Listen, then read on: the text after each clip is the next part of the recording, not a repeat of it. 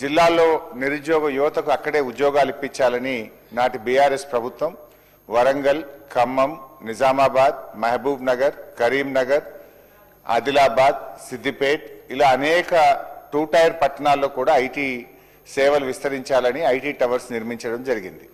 ఆ రోజుల్లో కొన్ని వేలాది మందికి ఆయా జిల్లాల్లో స్థానిక యువతకు స్థానికంగా ఉద్యోగ అవకాశాలు కల్పించే ప్రయత్నం చేశాం. అయితే ఈ ప్రభుత్వం మరి కారణం ఏదైనా అది ఉద్దేశపూర్వకమా బట్ ఏదైనా కూడా ఆ ఐటీ టవర్స్ను ఈ ప్రభుత్వం నిర్లక్ష్యం చేస్తూ ఉంది. నిర్లక్ష్యం చేయడం వల్ల గతంలో వచ్చిన కంపెనీలు కొన్ని వెనక్కు వెళ్ళిపోతున్నమాట వాస్తవమా? మరి ఐటీ టవర్స్ను ప్రభుత్వం ఎప్పటికప్పుడు రివ్యూ చేసి కొత్త కంపెనీలను ఆహ్వానించి ఆ 2 టైర్ పట్టణాల్లో జిల్లాల్లో ఆ యువతకు ఉద్యోగాలు ఇవ్వడానికి ప్రభుత్వం ఏ రకమైన చర్యలు తీసుకుంటుందని నేను మీ ద్వారా మంత్రి గారిని అడుగుతా ఉన్నా.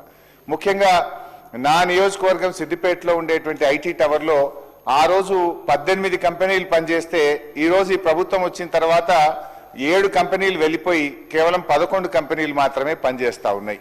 ఈ మధ్య నేను అక్కడికి విజిట్ చేసినప్పుడు అధ్యక్ష, అక్కడ ఇంటర్నెట్ బిల్ కట్టకపోవడం వల్ల ఐటీ టవర్కే ఇంటర్నెట్ కట్ అయినటువంటి పరిస్థితి కనబడ్డది.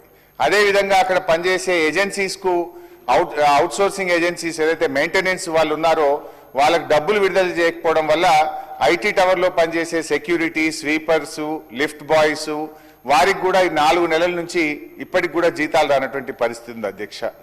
నేను ముఖ్యంగా మంత్రి గారిని కోరేది ఏంటంటే వారికి ఆ మధ్య మనం ఒక 3 సంవత్సరాల వరకు ఫ్రీ రెంటల్ ఫెసిలిటీని ఐటీ కంపెనీలకు కల్పించాం. ఇప్పుడిప్పుడే ఆ కంపెనీలు స్టెబిలైజ్ అవుతా ఉన్నాయి.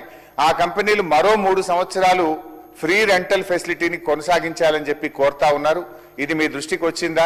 నేను ఒక సిద్దిపేట కోసమే కాదు, ఖమ్మం, వరంగల్, నల్గొండ, మహబూబ్ నగర్, ఆదిలాబాద్ అన్ని పట్టణాల్లో కూడా ఈ 2 టైర్ పట్టణాల్లో ఐటీ కంపెనీలను ప్రోత్సహించడానికి మరో 3 ఏళ్లు ఫ్రీ రెంటల్ ఫెసిలిటీని కొనసాగించాలని, పెండింగ్ బిల్స్ ను క్లియర్ చేయాలని, ఇంటర్నెట్ ఫెసిలిటీని బలోపేతం చేయాలని, మరిన్ని కొత్త కంపెనీలను అక్కడ ఆహ్వానించి మరి అక్కడ స్థానిక యువతకు ఉద్యోగ కల్పన కోసం ప్రభుత్వం కృషి చేయాలని మీ ద్వారా కోరుతున్నాను.